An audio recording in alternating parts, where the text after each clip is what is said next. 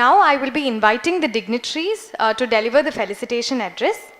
May I invite Shri P. Wilson, Senior Advocate and Member of Parliament, Rajya Sabha.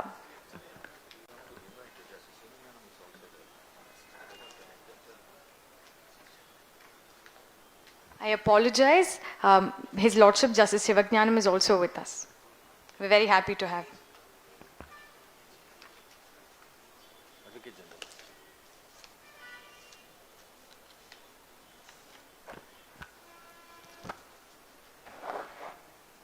The star of evening function, Honorable Mr. Justice N. Kribakaran, Judge, Madras High Court, Honorable Justice M. Sundaresh, Honorable Mr. Justice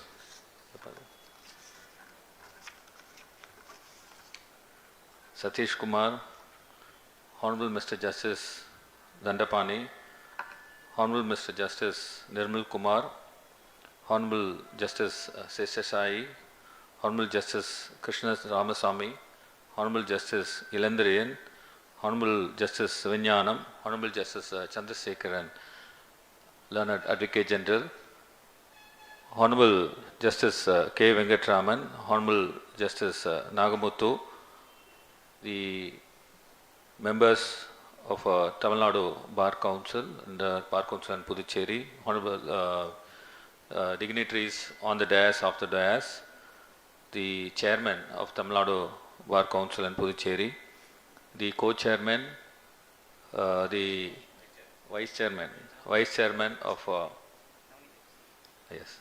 the vice chairman of All India Bar Council, Mr. Navanidhi Krishnan, member of Parliament who has come here to attend the graces function, all other advocates, ladies and gentlemen, good evening to you all. It's a great personal honor to felicitate Honorable Mr. Justice N. Kribakaran, Judge of Madras High Court. I first of all thank the Bar Council of Tamil Nadu and Puducherry for organizing this wonderful event to bid farewell to a remarkable judge and an even more remarkable personality. And I thank the learned judge for giving me an opportunity to felicitate you, sir.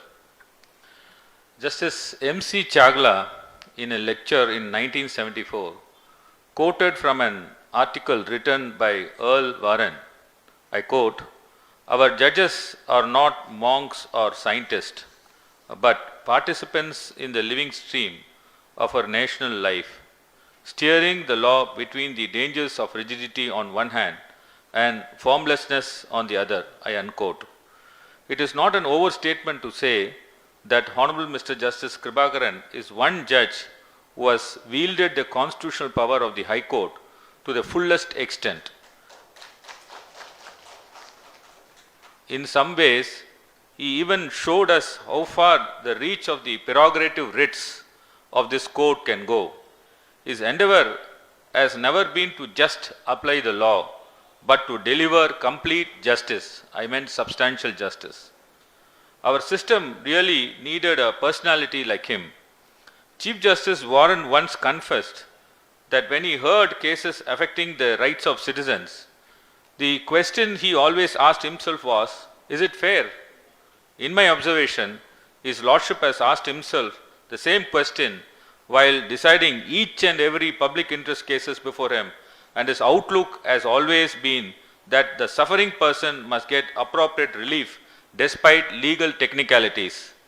I remember in one case, a lady has approached the court seeking for a transfer of HMOP for divorce from one court to another. By the time the transfer petition came up before Honorable Justice Kribakaran, the trial court has already granted divorce. Any other judge would have simply dismissed the transfer petition as infructuous. However, Honorable Justice Kribakaran, in his usual pursuit of justice, summoned both husband and wife, saw that they had a young child, counseled them in open court, and set aside the decree for divorce in transfer petition itself. This, in fact, that order was approved, affirmed by the Supreme Court. This incident really summarizes his approach to judgeship. He embodied the spirit that the ends of law is justice, and that a pedantic approach to interpretation of law should not deny justice to a party knocking the doors of the court.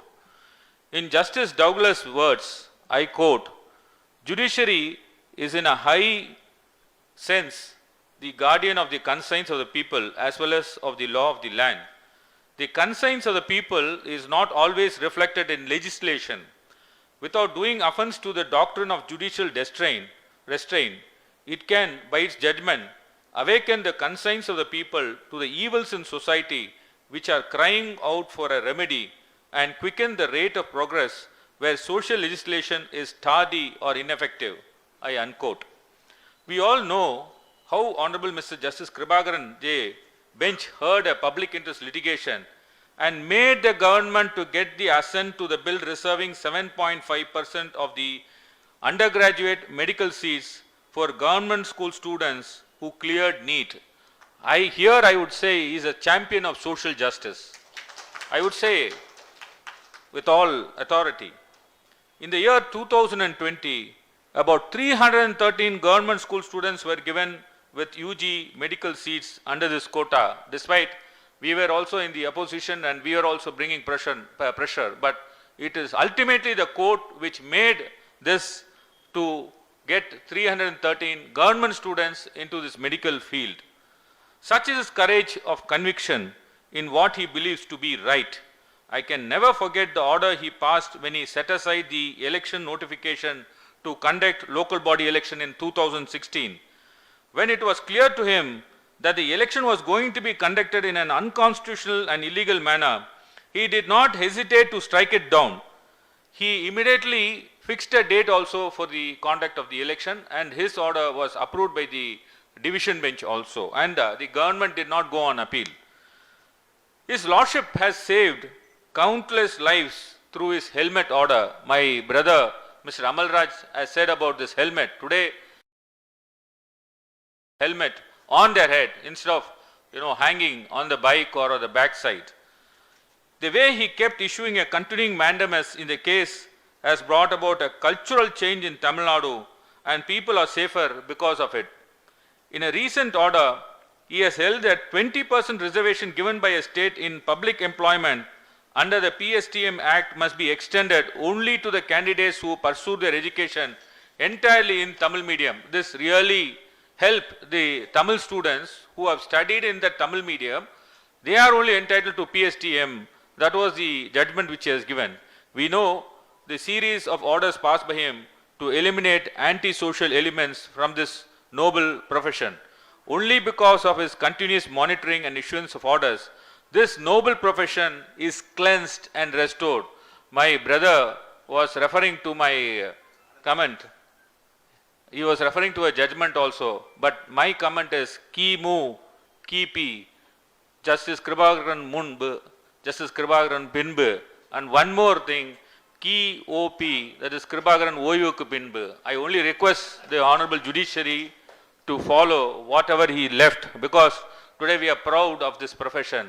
He has made us to be proud of this profession. We don't see any criminals.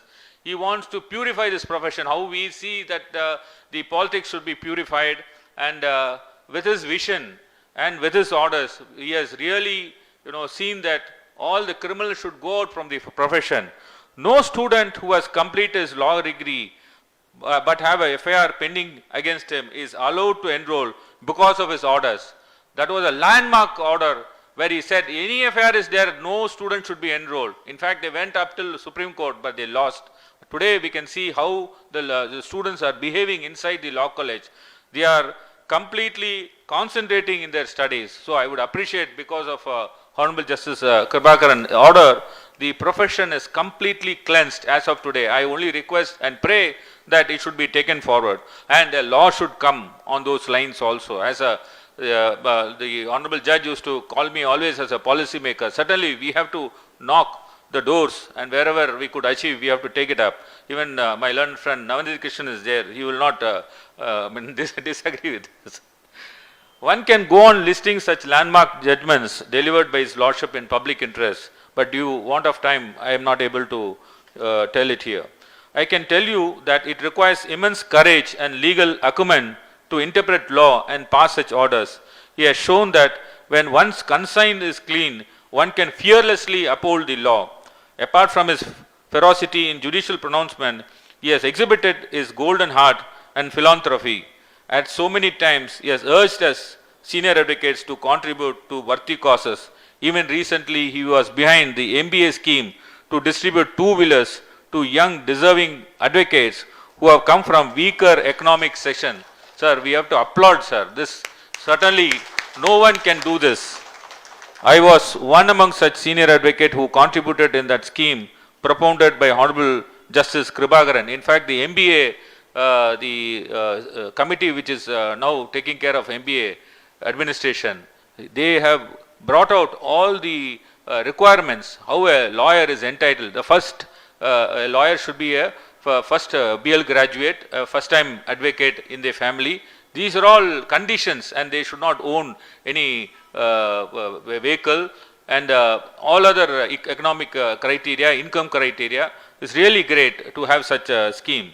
I really admire His Lordship willingness and determination to go beyond legal technicalities in order to deliver justice to the needy and oppressed class. It will be the legacy he leaves behind. One, I hope, others will carry forward. I congratulate him and his family on a successful tenure. I pray for his continued good health and happiness in retirement. However, in the interest of public, I hope that he is not allowed to be too free, and that his talent and his vision are suitably utilized by the powers that be. And I request the learned Advocate General to kindly take note of this. Thank you.